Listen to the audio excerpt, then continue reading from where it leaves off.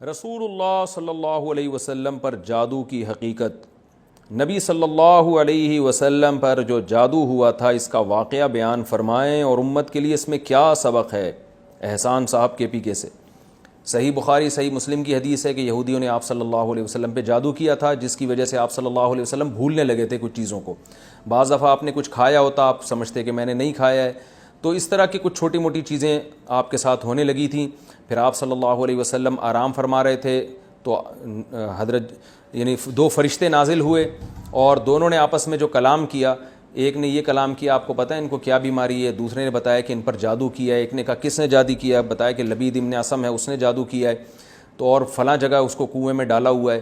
تو آپ صلی اللہ علیہ وسلم کی آنکھ کھلی تو آپ وہاں گئے اور اس کو آپ نے کنویں سے وہ اس کو نکال کے کھجور کی چھال پہ جو ہے اور گریں لگا لگا کے کچھ جادو کیا ہوا تھا انہوں نے۔ تو پھر سورہ فلق اور سورہ ناس نازل ہوئی اور آپ صلی اللہ علیہ وسلم نے وہ پڑھ کے اپنے اوپر دم کیا تو اللہ نے آپ کے کچھ جادو کو آپ سے دور کر دیا۔ تو یہ مختصر میں نے واقعہ بیان کیا۔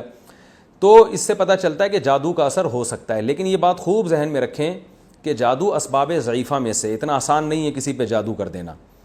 نبی صلی اللہ علیہ وسلم پہ جو جادو ہو گیا تھا اس میں جو حکمت تھی وہ یہ بتانا تھی کہ آپ صلی اللہ علیہ وسلم بشر ہیں، جادوگر نہیں ہیں، کیونکہ یہودی آپ کو جادوگر کہتے تھے، طعنہ دیتے تھے۔ تو اگر آپ پہ جادو کا اثر نہ ہوتا تو یہودی کہتے دیکھو یہ واقعی ہم کہتے تھے نا جادوگر ہیں، تو پکا ثابت ہو گئے جادوگر ہیں، تبھی ان پہ جادو کا اثر نہیں ہو رہا۔ تو اللہ نے آپ پہ اثر اس نیت سے، اس حکمت سے ہونے دیا تاکہ لوگ آپ کو جادوگر نہ سمجھے، ورنہ یہ جادو آسان نہیں ہے۔ آج جادو جو ہے نا، جادوگر کہتے ہیں کہ لوگوں کو الو بناتے ہیں کہ جب نبی پہ ہو گیا تو فلاں پہ کیوں نہیں ہو گیا، لہذا آپ پہ بھی ہو سکتا ہے فلاں۔ تو اتنا آسان کام نہیں ہے، یہ سب روحانی ٹوپے ڈرامے لوگوں نے چلائے ہوئے ہیں۔ میں لوگوں سے کہتا ہوں پھر ابو بکر رضی اللہ عنہ پہ کیوں نہیں ہو گیا، حضرت عمر پہ کیوں نہیں ہو گیا، حضرت عثمان پہ کیوں نہیں ہو گیا، حضرت علی پہ کیوں نہیں ہو گیا؟ یہودیوں نے جب نبی پہ جادو کی کوشش کی ہوگی تو ان لوگوں پہ بھی تو کی ہوگی نا۔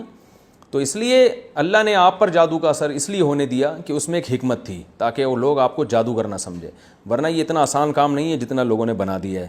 تو اللہ پہ توکل کریں، اعتماد کریں، سورہ فلق سورہ ناس پڑھ کے رات کو اپنے اوپر دم کیا کریں، بس اتنا کافی ہے، انشاءاللہ اس سے آپ بچے رہیں گے جادو سے۔